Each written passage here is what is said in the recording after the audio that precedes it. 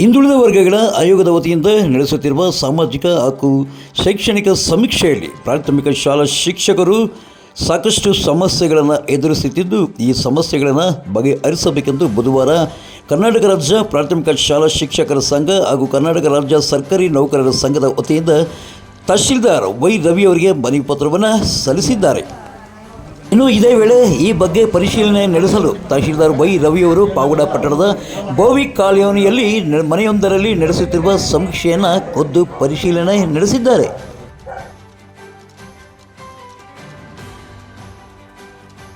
ನಾನು ನಾಗೇಂದ್ರ ಎನ್, ಕಾರ್ಯದರ್ಶಿಗಳು ಪ್ರಾಥಮಿಕ ಶಾಲಾ ಶಿಕ್ಷಕರ ಸಂಘ ಪಾವಗಡ ಘಟಕದ ಸೆಕ್ರೆಟರಿ ಆಗಿದ್ದೀನಿ. 2025 ಸಾಮಾಜಿಕ ಹಾಗೂ ಶೈಕ್ಷಣಿಕ ಸಮೀಕ್ಷೆಗೆ ಸುಮಾರು 350ರಿಂದ 400 ಜನ ಪ್ರಾಥಮಿಕ ಶಾಲಾ ಶಿಕ್ಷಕರನ್ನು ತೆಗೆದುಕೊಂಡಿರ್ತಕ್ಕಂಥದ್ದು ನಿಜಾಂಶ. ಆದರೆ ಇಲ್ಲಾಗಿರ್ತಕ್ಕಂಥ ತೊಂದರೆಗಳೇನಪ್ಪ ಅಂತಂದರೆ ಶಿಕ್ಷಕಿಯರು ಕೆಲಸ ನಿರ್ವಹಿಸ್ತಾ ಇರ್ತಕ್ಕಂಥ ಗ್ರಾಮವನ್ನು ಬಿಟ್ಟು ಬೇರೆಡೆಗೆ ಗಣಿತದಾರರನ್ನಾಗಿ ಆಯ್ಕೆ ಮಾಡಿರ್ತಕ್ಕಂಥದ್ದು ಒಂದು ಗೊಂದಲ ಆಗಿದೆ. ಅಷ್ಟೇ ಅಲ್ಲದೆ ಒಬ್ಬೊಬ್ಬ ಸಮೀಕ್ಷಕರಿಗೆ 3-4 ಹಳ್ಳಿಗಳನ್ನು ಸಮೀಕ್ಷೆ ಮಾಡೋದಕ್ಕೆ ಹಾಕಿರ್ತಾರೆ. ಮತ್ತು ಅಷ್ಟೇ ಅಲ್ಲದೆ ಸೂಕ್ತ ಸಹಾಯವಾಣಿಯಾಗಲಿ ಮೇಲ್ವಿಚಾರಣೆಯಾಗಿ ಇಲ್ಲದೆ ಈ ಒಂದು ಸಮೀಕ್ಷೆ ಗೊಂದಲದ ಗೂಡಾಗಿಬಿಟ್ಟಿದೆ. ಹಾಗಾಗಿ ನಮ್ಮ ಎಲ್ಲ ಅಧಿಕಾರಿಗಳು ಸಹ ಈ ತಾಂತ್ರಿಕ ದೋಷಗಳನ್ನು ನಿವಾರಣೆ ಮಾಡಿ ಸಮೀಕ್ಷೆಯನ್ನು ಸುಸೂತ್ರವಾಗಿ ಮಾಡೋದಕ್ಕೆ ಶಿಕ್ಷಕರಿಗೆ ಸಹಕಾರ ಕೊಡಬೇಕಂತೇಳ್ಬಿಟ್ಟು ಇವತ್ತು ನಾವು ಮಾನ್ಯ ತಹಶೀಲ್ದಾರ್ ಅವರಿಗೆ, ಮಾನ್ಯ ಕ್ಷೇತ್ರ ಶಿಕ್ಷಣಾಧಿಕಾರಿಗಳು ಹಾಗೂ ಕಲ್ಯಾಣ ಅಧಿಕಾರಿಗಳು, ಹಿಂದುಳಿದ ವರ್ಗಗಳ ಒಂದು ಇಲಾಖೆ ಇವರೆಲ್ಲರಿಗೂ ಸಹ ಮನವಿಯನ್ನು ಸಲ್ಲಿಸಿದ್ದೀವಿ ಸರ್. ಇವತ್ತು ಹೋಗ್ತಿಲ್ವಾ ಸಮೀಕ್ಷೆ ಮಾಡೋಕ್ಕೆ ಹೋಗ್ತಿಲ್ವಾ? 3 ದಿನದಿಂದ ಹೋಗ್ತಾ ಇಲ್ಲ ಸರ್. 2-3 ದಿವಸ ಪ್ರಾರಂಭ ಆಗಿಲ್ಲ ಸರ್. ಓಪನ್ ಆಗಿಲ್ಲ. ಆಪು ಓಪನ್ ಆಗ್ತಾ ಇದೆ. ಕೆಲವು ಕಡೆ ಆಪ್ ಆಗಿರ್ತಕ್ಕಂಥವ್ರು ಹೋಗಿದ್ದಾರೆ. ಆದರೆ ಇನ್ನೂ ಬಹಳಷ್ಟು ಜನದ್ದು ಆಪ್ ಮ್ಯಾಪಿಂಗ್ ಆಗಿರ್ತಕ್ಕಂಥದ್ದಾಗಲಿ ಸಮೀಕ್ಷೆದಾರರು ಏನಿದ್ದಾರೆ ಅವ್ರ ಸಮೀಕ್ಷೆದಾರರದು ಕೆಲವು ಆಪ್ ಓಪನ್ ಆಗ್ತಾ ಇಲ್ಲ, ಅವ್ರು OTPನೂ ಬರ್ತಾ ಇಲ್ಲ ಸರ್. ಇವೆಲ್ಲ ಕೆಲವೊಂದು ತಾಂತ್ರಿಕ ದೋಷಗಳಿರೋದ್ರಿಂದ ಮೈನ್ ಆಗಿ ಹಳ್ಳಿಗಳಲ್ಲೇ ಮಾಡಬೇಕಾಗಿರೋದ್ರಿಂದ ಒಬ್ಬೊಬ್ಬರಿಗೆ 5-6 ಹಳ್ಳಿ ಜಿಯೋ ಟ್ಯಾಗ್ ಆಗಿದೆ.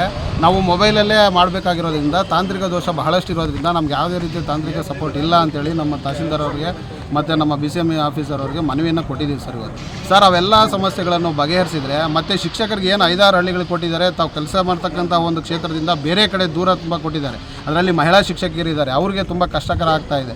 ಹಾಗಾಗಿ ಅವ್ರು ವರ್ಕ್ ಮಾಡ್ತಾ ಇರ್ತಕ್ಕಂಥ ಪ್ಲೇಸಲ್ಲೇ ಕೊಟ್ಟರೆ ಏನು ನಿಗದಿಯಾಗಿರ್ತಕ್ಕಂಥ ಸಮಯದೊಳಗೆ ನಾವು ಮಾಡೋದಕ್ಕೆ ಕೆಲಸವನ್ನು ಸಿದ್ಧರಿದ್ದೀವಿ. ಆದರೆ ಈ ಎಲ್ಲ ಸಮಸ್ಯೆಗಳನ್ನು ಏನು ಸಂಬಂಧಪಟ್ಟಂತಹ ಇಲಾಖೆಯವರಾಗಿರ್ಬೋದು, ನಮ್ಮ ಮೇಲಧಿಕಾರಿಗಳ ಬಗೆಹರಿಸ್ಕೊಟ್ರೆ ನಾವು ಸುಸೂತ್ರವಾಗಿ ಈ ಸಮೀಕ್ಷೆಯನ್ನು ನಿರ್ವಹಿಸಿ ಯಾವ ರೀತಿ ಈ ಹಿಂದಿನ ರಜದಲ್ಲಿ ಆಗಿರ್ತಕ್ಕಂತಹ SC ಸಮೀಕ್ಷೆಯನ್ನು ಬಹಳಷ್ಟು ಯಶಸ್ವಿಯಾಗಿ ಮಾಡಿಕೊಟ್ವು, ಆ ರೀತಿ ಇವ್ರು ಏನು ಟೈಮ್ ಬೌಂಡ್ ಇದೆ ಅದರಲ್ಲೇ ಮಾಡ್ತಕ್ಕಂಥದಕ್ಕೆ ನಮ್ಮೆಲ್ಲ ಶಿಕ್ಷಕರು ಸಿದ್ಧರಿದ್ದೀವಿ.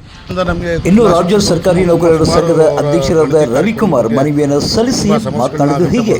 ಹಾಗಾಗಿ ನಾವು ನಮ್ಮ ಸಂಘದ ವತಿಯಿಂದ ನಮ್ಮ ತಹಸೀಲ್ದಾರ್ ಸಾಹೇಬರಿಗೆ ಮತ್ತು ನಮ್ಮ BCME ಆಫೀಸರ್ಗೆ, ಕುಮಾರ್ ಸರ್ಗೆ ಮತ್ತು BO ಮೇಡಮ್ ಅವ್ರಿಗೂ ಕೂಡ ನಾವೆಲ್ಲ ಗಮನಕ್ಕೆ ತಂದು ಈ ಥರ ಸಮಸ್ಯೆಗಳನ್ನ ಸ್ವಲ್ಪ ಇತ್ಯರ್ಥಪಡಿಸಬೇಕು ಅಂತೇಳಿ ಕಾರ್ಯಕ್ರಮದ ಬಗ್ಗೆ ಎಲ್ಲ ಕೂಡ ಹೇಳಿದ್ದೀವಿ. ಜೊತೆಗೆ ಏನಾಗಿದೆ, ಒಂದು ಸಮಸ್ಯೆಗಳು ಶಿಕ್ಷಕರಿಗೆ ಈ ಒಂದು ಗ್ರಾಮದಿಂದ ಬೇರೆ ಗ್ರಾಮಕ್ಕೆ ನಿಯೋಜನೆ ಆಗಿರೋದ್ರಿಂದ ಆಯಾ ಗ್ರಾಮದ ಶಾಲೆಯಲ್ಲಿ ಕೆಲಸ ಮಾಡೋಂಥ ಅದೇ ಗ್ರಾಮಗಳಲ್ಲಿ ಅವ್ರನ್ನ ಬೇರೆ ಗ್ರಾಮಕ್ಕೆ ಕೊಡಬಾರ್ದು, ದೂರ ಆಗುತ್ತೆ. ಇಲ್ಲಿಂದ ವೈರಸ್ಕೋಟೆಯಿಂದ ನ್ಯಾಯದಗುಂಟೆಗೆ ಕೊಡೋದು, ನ್ಯಾಯದಗುಂಟೆಯಿಂದ ಜಾಜೂರನ್ನ ಹಾಕೋದು ಬೇಡ, ಎಲ್ಲಿ ಕೆಲಸ ಮಾಡ್ತಾರೋ ಅಲ್ಲಿ ಕೊಡಲಿ ಅಂತೇಳಿ ಅವ್ರು ನಾವು ಮನವಿ ಮಾಡಿದ್ದೀವಿ. ಅದು ಮಾಡಿಕೊಡ್ತೀವಿ ಅಂತ ಹೇಳಿದ್ರೆ ಬಹುತೇಕ ಕೆಲವೊಂದು ಆ್ಯಪ್ ಮೂಲಕ ಸಮಸ್ಯೆಗಳನ್ನ ಬಗೆಹರಿಸಿ ಅಂತ ಹೇಳೋರು ಸಾಹೇಬರು. ಅದು ಕೂಡ ಟೆಕ್ನಿಕಲ್ ಇಶ್ಯೂಸ್ ಕ್ಲಿಯರ್ ಮಾಡ್ತಾರೆ. ಮತ್ತು ಎಲ್ಲ ಶಿಕ್ಷಕರು ಕೂಡ ಎಲ್ಲರದ್ದು ಸಮಸ್ಯೆ ಇಲ್ಲ, ಸುಮಾರು 60-70% ಬಹುತೇಕ ಕೆಲಸ ಆಗಂತ ಇದ್ದಾವೆ. ಅಂಥವ್ರನ್ನ ಸ್ಟಾರ್ಟ್ ಮಾಡಿ ಅಂತ ಹೇಳಿದ್ರು ಸಾಹೇಬರು. ಎಲ್ಲ ಶಿಕ್ಷಕರು ಕೂಡ ನಾವು ಮನವಿ ಮಾಡ್ತೀವಿ, ನಮ್ಮ ಸರ್ಕಾರದ ಕೆಲಸ ನಾವೆಲ್ಲರೂ ಸೇರ್ಕೊಂಡು ಮಾಡೋಣ ಅಂಥೇಳಿ ನಾನು 2 ಮಾತು ಮುಗಿಸ್ತೇನೆ. ಓಕೆ ಸರ್, ಈಗ ಇದು ಸಮೀಕ್ಷೆ ಸಮಸ್ಯೆ ಪಾವಗಡದಂತೆ ಅಂತಲ್ಲ, ರಾಜ್ಯಾದ್ಯಂತ ಸಮಸ್ಯೆ ಇದೆ. ಈ ಸಮೀಕ್ಷೆ ಮಾಡಲಿಕ್ಕೆ ಹೋಗ್ತಕ್ಕಂಥ ಸಮಯದಲ್ಲಿ ಅವರಿಗೆ ಸರಿಯಾದಂಥ ಒಂದು ತಂತ್ರಜ್ಞಾನ ಸಪೋರ್ಟ್ ಮಾಡ್ತಾ ಇಲ್ಲ ಅಂತ ಹೇಳ್ಬಿಟ್ಟು ಇವತ್ತೆಲ್ಲ ಶಿಕ್ಷಕರೆಲ್ಲ ಬಂದಿದ್ದಾರೆ. ಏನು ಸರ್, ಯಾವ ರೀತಿಯಾಗಿ ಒಂದು ಸಮಸ್ಯೆನ ಬಗೆಹರಿಸ್ತೀರಂತ?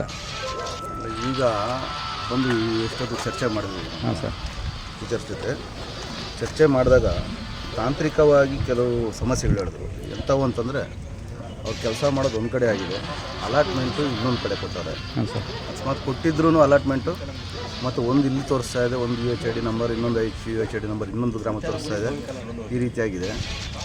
ಮತ್ತು ಇನ್ನು ಕೆಲವ್ರದ್ದು KJD ನಂಬರ್ ಹೊಡೆದ್ರೆ ಒಂದು ರೀತಿ ತೋರಿಸ್ತಾ ಇದೆ, ನಮ್ಮ ಹೆಸರು ಹೊಡೆದ್ರೆ ಒಂದು ರೀತಿ ತೋರಿಸ್ತಾ ಇದೆ ಅಂತ ಹೇಳ್ತಾರೆ.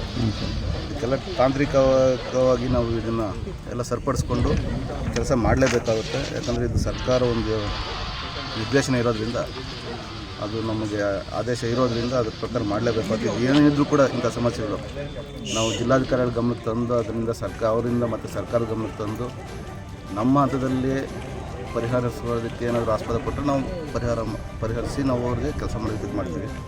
ಎರಡನೇದು ಇಲ್ಲ ಜಿಲ್ಲಾಧಿಕಾರಿಗಳ ಕಡೆಯಿಂದ ಆಗುತ್ತೆ ಅಂದರೆ ಅಲ್ಲಿಂದನೇ ಮಾಡಿಸೋದಕ್ಕೆ ನಾವು ಪ್ರಯತ್ನ ಮಾಡ್ತೀವಿ.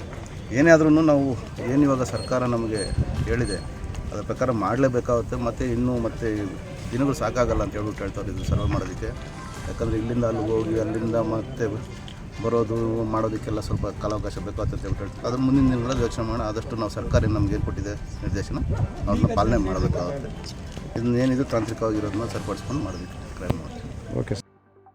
ಈ ವೇಳೆ BO ರೇಣುಕಮ್ಮ, BRC ವೆಂಕಟೇಶ್, ಹಿಂದುಳಿದ ವರ್ಗಗಳ ಕಲ್ಯಾಣಾಧಿಕಾರಿ ಕುಮಾರ್, ನಿಲಯಪಾಲಕ ಮಂಜುನಾಥ್ ಮತ್ತು ECO ವೇಣುಗೋಪಾಲ ರೆಡ್ಡಿ ಹಾಗೂ ಸರ್ಕಾರಿ ನೌಕರರ ಸಂಘದ ಕಾರ್ಯದರ್ಶಿ ML ಮಾರುತೇಶ್, ರಾಜ್ಯ ಪರಿಷತ್ ಸದಸ್ಯರಾದ ಗಂಗಾಧರ್, ಉಪಾಧ್ಯಕ್ಷರಾದ ರಾಮಾಂಜನೇಯ, ಕ್ರೀಡಾ ಕಾರ್ಯದರ್ಶಿ ಗಂಗಾಧರ್, ನಾಮನಿರ್ದೇಶನ ಸದಸ್ಯರಾದ ನರಸಿಂಹ ಪ್ರಸಾದ್ ಸೇರಿದಂತೆ ಶಿಕ್ಷಣ ಇಲಾಖಾ ಅಧಿಕಾರಿಗಳು ಹಾಜರಿದ್ದರು.